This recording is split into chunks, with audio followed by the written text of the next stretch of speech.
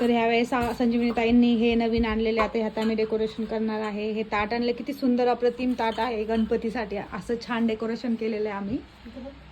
आणि हे किती क्लासी बघा. हे सुंदर वाटतंय राहू दे. हो खूप छान वाटतंय. तर ताईंनी हे सगळं ऑर्डर केलं होतं ऑनलाईन. मागच्या वर्षीचंच आहे आमचं. मागच्या वर्षीच्या गौरी गणपतीचा काही व्हिडिओ टाकला नव्हता तेव्हा काही मी ब्लॉगिंग करत नव्हते. नाही, गौरी दिवशी चालत होतं आणि त्यामुळे ते आपण मांडलंच नाही. हां, इतकं छान असं ताट आणलेलं आहे त्यांनी सूर्य लावून सोन्याचं.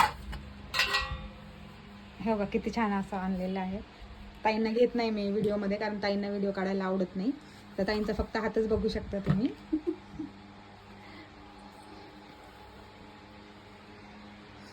आणि डेकोरेशन कसं झालंय नक्की सांगा. हा, एवढा इथे येईल ना. हा, 3 ताटं होतील.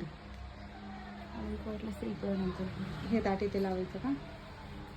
ओके. आणि बारकी ते समया ठेवायच्या बोललात ना तुम्ही, ते जो 7 दिवस असणारे गणपती समोरच्या समया. तर हे असं आणलेलं आहे ताईंनी. हे सगळं तुळशी बागेतून आणले ताईंनी जाऊन. इथे आमची गौराई असणार आहे.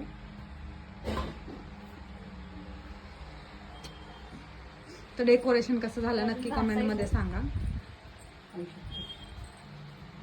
इथे ठेवले आहे समया.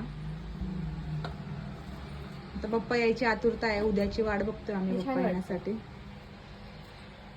छान वाटतं. ते फराळालाच ठेवताय आपण. समईला नको. एक मग 2 समईला समईला नाही ठेवा. ठेवलं? आणि अजून 12 आहे आहेत ना? त्या, 10 आहेत ना अजून. हो, हे काय भरपूर सगळे आहेत ना.